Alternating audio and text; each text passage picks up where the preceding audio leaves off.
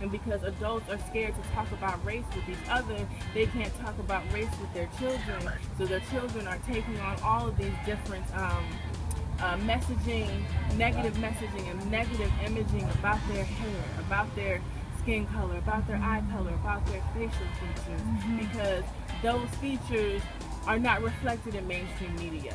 There aren't many shows with our children in them where they can see themselves aspirationally, right?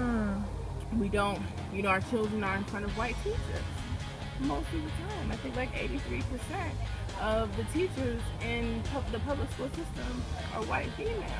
So our children are going through the majority of their education not seeing anyone in front of them or thread of their day that looks like them. And then when I talk to, you know, seniors in high school, they say to me, how is it that I went through my whole education not learning anything about myself?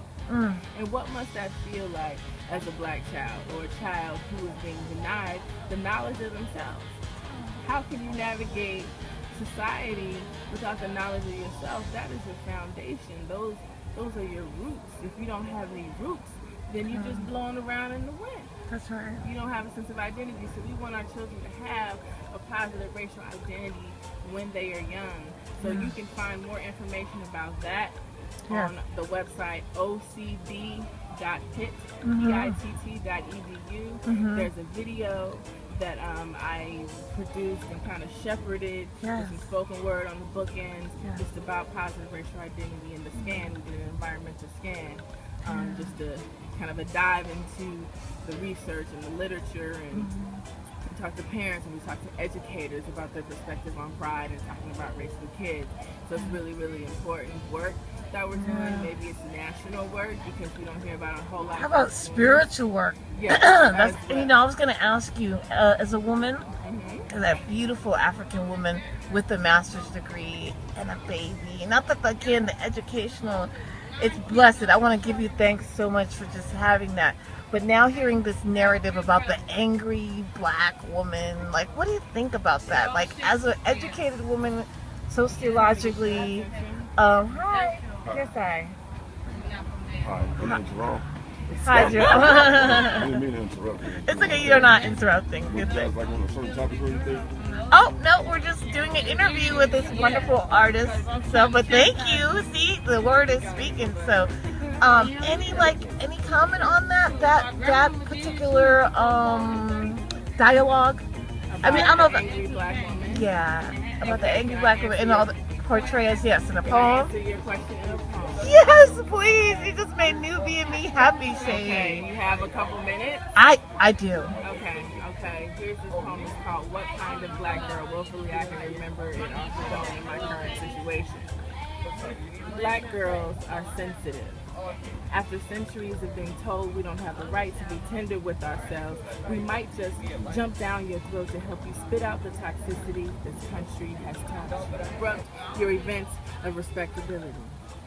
She who deserves to be handled with care, so she extended her hand to another black girl and said, "Me too." And created global hashtags to laugh and cry and dance and fight and celebrate the vibration of her trachea every single time she sings. There is no country for blistered black girl hands that have mended all these hearts. I could have told you of her complexity, but you were too fixated on her rolling eyes, so she has the right to remain silent and scream. I will not tell you there is only one kind of black girl. That would be like trying to count the number of frames in every movie you've ever seen in your life. That would be a betrayal of my community itself. Every single part of me. Sometimes I wonder if our girls are made for this world where trauma becomes armor, where stepping into the fullness of yourself is a revolutionary act of love. Sometimes I feel feet bare in grass, running through time without having to sit still. Black girls are a single candle burning across universal continuums. They try to kill us before we grow and become sky. And some, they do. Weeds suffocating me in inherited chokeholds, trying to calcify me into white powder, so every call of her name into the darkness and no one answers back is a reminder of all she has lost and all she has to fight to own. So, every smile is defiance. Every circle of hands is resilience. Every single wail is resistance.